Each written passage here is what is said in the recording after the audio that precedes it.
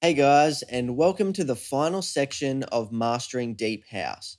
And this is a section that I'm really excited about, mastering with nothing but free plugins. All right, as per usual, we've got our track here that we need to master, and we've got our reference track right below it. We'll just have a bit of a comparison between the two and see what you think.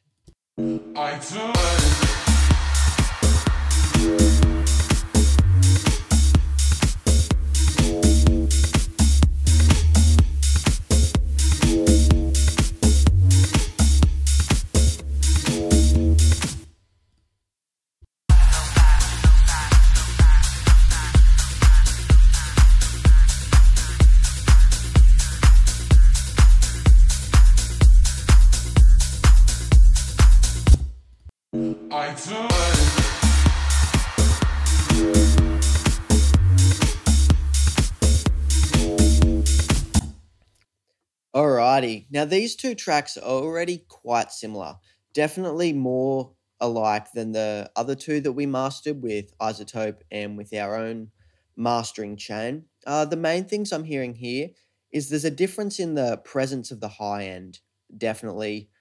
This reference track, it's a lot sort of smoother and rolled off on the top end, not very bright. The hats are not very bright either, and it's got that whole vibe, even with the white noise. It's still not very bright. Our track, it's a bit brighter. It's still not offensively bright, and there's nothing really wrong with it, but we'll just tone that down a bit, and then that sort of plays into the second thing that's a bit different, is the sub end of this Benny Benassi song, really round. The kick drum has a really fat, low sub, whereas our kick drum doesn't really have that much of a low sub, and the bass line's quite high and punchy, so we'll try and roll a bit of that back in. All right, now, as you can see, I've got a lot more plugins here down the bottom than you would ever normally need to master a track. But since this is mastering with free plugins, I want to show you guys all the plugins that I think are really good. And honestly, it's pretty crazy to say, but you can basically get a professional sounding master with nothing but free plugins. All of these plugins, in my opinion, even sound a bit better than iZotope Ozone, which is a $700 plugin. There's a massive range here, and some of these are from really great plugin manufacturers. It's just their one plugin that they have for free, like a compressor or one of their limiters or something like that. So that's really, really cool. All right, what we'll do, I've roughly got them grouped here from EQs through to compressors, multiband compressors, bus compressors, and then a few different limiters. And down the end, we've got our meters.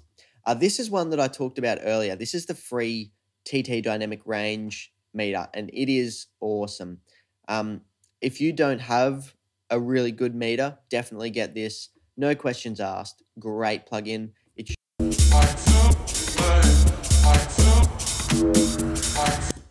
In there, that's the dynamic range. So it tells you sort of how squashed your track is, how much range there is between the loudest and sort of the softest parts of the song. It's got an RMS reading, which is crucial, so you know your volume level.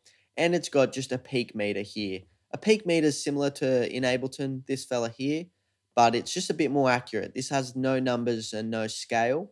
It does go red when it goes above that certain threshold, but this is just a lot better. And a frequency meter here, span. This is a good one as well. It shows you your frequency curve, and it's really quite, it's not exaggerated, but it's really quite gained up so that when there's only a small difference, it shows it with quite a decent curve. And I think that really helps you, because when it's flat here, it means it's really flat. Whereas a lot of other meters sort of flatten it out as they go. So you get it flat, but it's still got a bit of a variation. But that's just interesting anyway. So it looks like we started at the bottom, but we'll work our way back up. All right, first of all, the Spline EQ. Now this is definitely a unique piece of gear. I probably honestly won't use it in the songs that we're going to master, but you can do some crazy stuff with this EQ. I'll just have a bit of a fiddle around, and then I'll explain sort of what I'm doing as we go.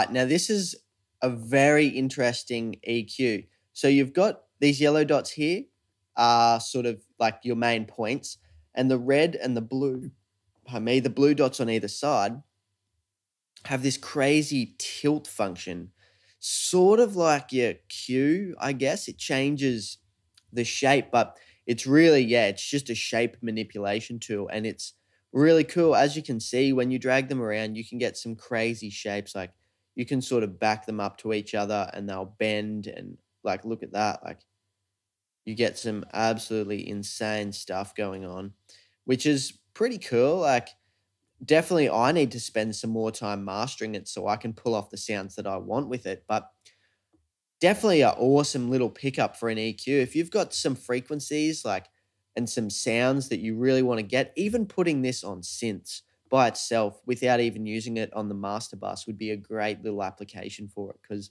it does some really awesome stuff. Next, this is probably my favorite EQ, because this is a very simple, it makes sense. It's the sort of very similar to the Pro Q2 EQ.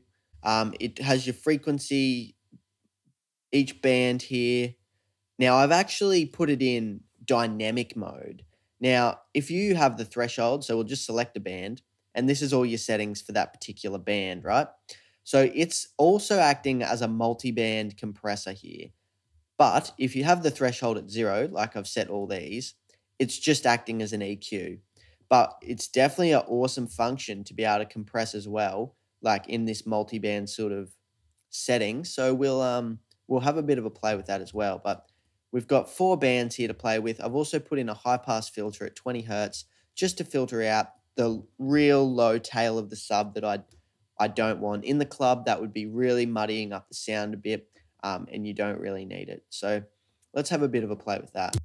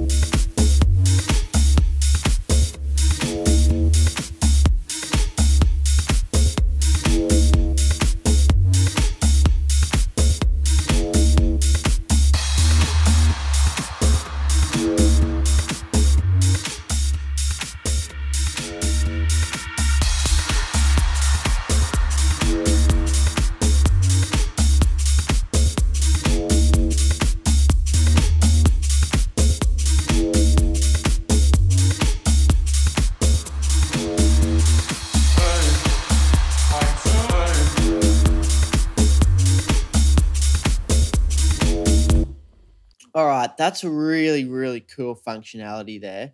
What we've done, we've made our bit of a shelf. We want to add more subs. We want to cut out a bit of that punchy offbeat bass at about 70 hertz. I did have a bit of a fiddle around with this top end, but I've got a tool later that I might want to use for that.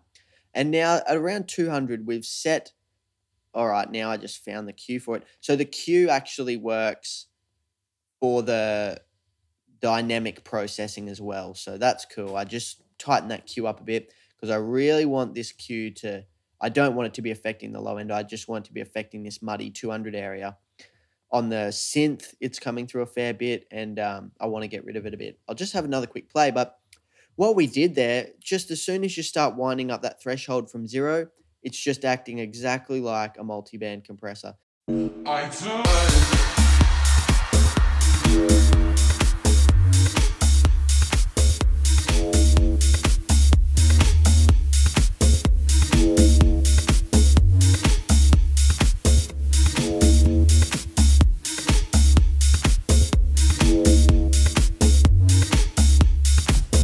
Now, for me, that's really controlling that area that I wanted to fix. Because I'm targeting the synth, right? Think about it like this. I'm targeting that synth, mostly, a bit in the kick and bass as well. But you can set the threshold so that it's not EQing out anything at all. And then I haven't done that here, by the way. I'm EQing out a little bit. But you can set the threshold so it's not EQing out anything from whatever frequency you want. And then as soon as that instrument hits that has too much in that frequency spectrum that you want to get rid of, all of a sudden it hits and the threshold pulls it down, and then it acts like an EQ while that sound is going on. So that is a really great functionality. I think if you have this plugin, you can do a lot of great EQing with it. We'll move on here. This is actually the tool I was thinking about. These guys, I don't want to stuff up their pronunciation, but Klanghelm, I'm guessing, I think it's probably German, is they make awesome plugins. We've probably got another couple down the chain as well. This one here is a sort of an overdrive plugin. I think it's emulating some form of saturation. And it's got this cool knob here. It basically is just putting a preference, like a big tilt shelf in the sound, and you can preference the low frequencies or the high frequencies.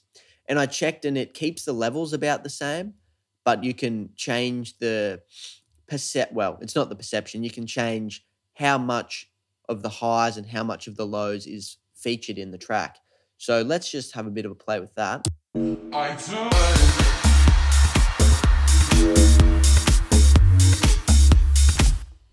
Now, to me, straight away, if I wanted to brighten up a track, that sounds really, really good. That sounds like a really natural brightness boost. It's not like an EQ where you've boosted the high frequencies and you can sort of hear that it's an EQ. To me, that sounds like a really nice, smooth, natural boost. Let's see what it does the other way around.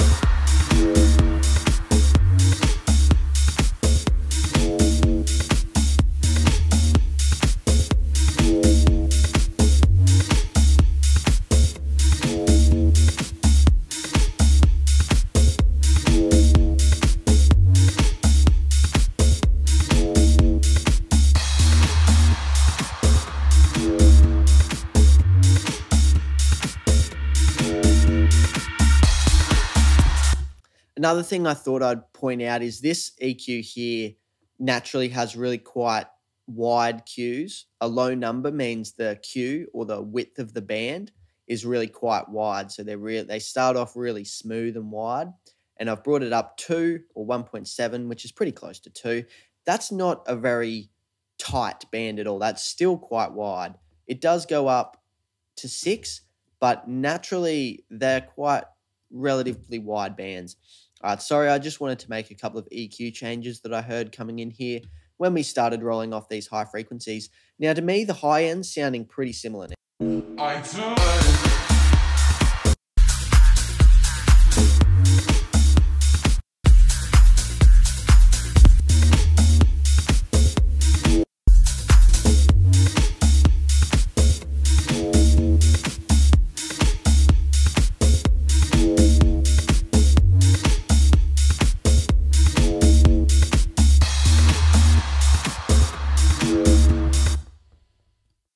All right, awesome. I'm really happy with that.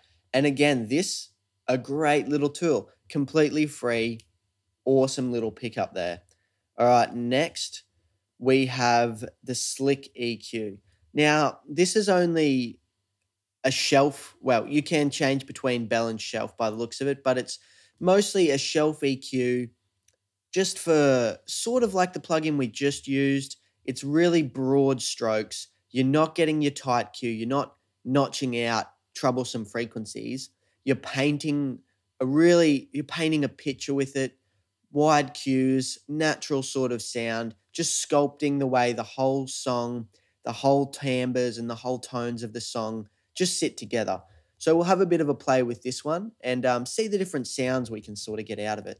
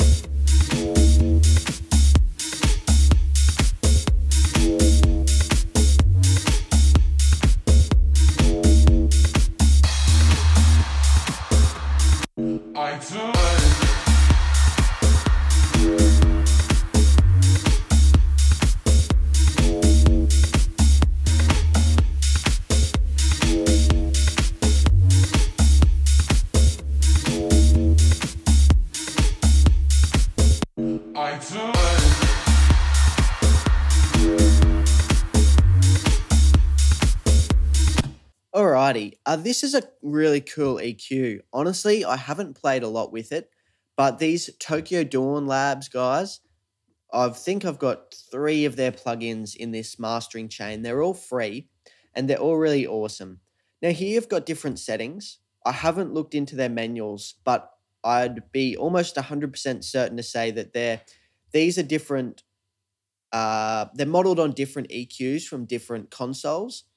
A German one, Soviet one, American, and a British one. So it might be an SSL, a Neve, and I'm not sure what German consoles are famous, but that would be the sort of thing. So it would be changing the shape of the shelves and all that sort of stuff around, emulating an old console. A lot of those old consoles would have had a high, a mid, and a low gain knob, and that would be what it would be emulating. I've stuck with German here. I sort of like the sound of it over the master bus, so we'll stick with that.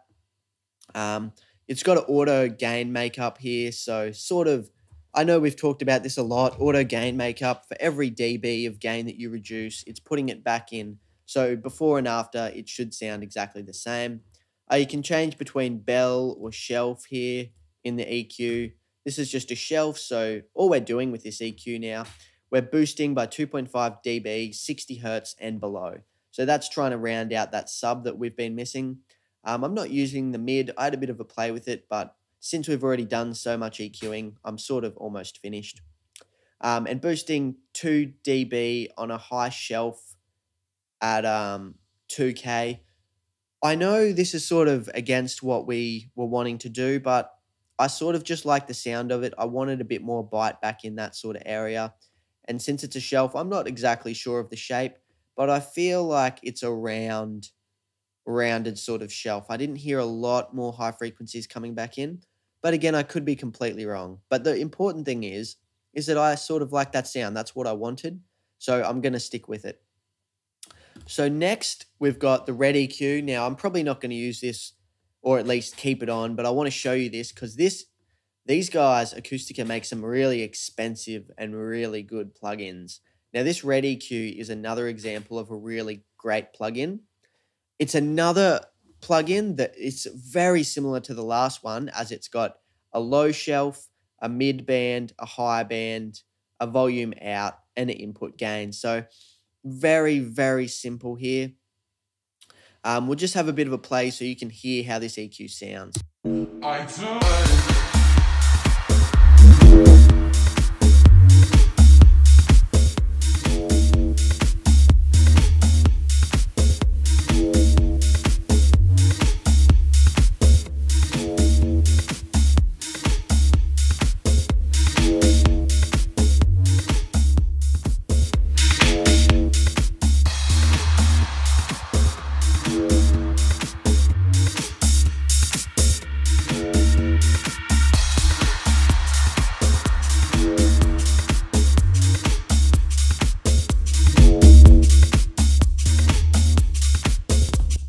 I actually think that for deep house, we've already added in the low frequencies, and this might be a little too high for our case, as we really wanted the 40 to 60 hertz range. But for a lot of tracks, for a lot of your tracks that are going to be using that sort of sub bass that's so classic for deep and future house, this here is a beautiful boost for it. Comes in really naturally, and just try it on your songs, boost them up a bit, and you might really get some good results with this. We don't want it. We sort of want to do the opposite and cut, because I've got a little bit too much of the 80 hertz in this song, but there's definitely times where you can roll that up and it starts sounding really, really nice. Next, I think we start compressing. All right.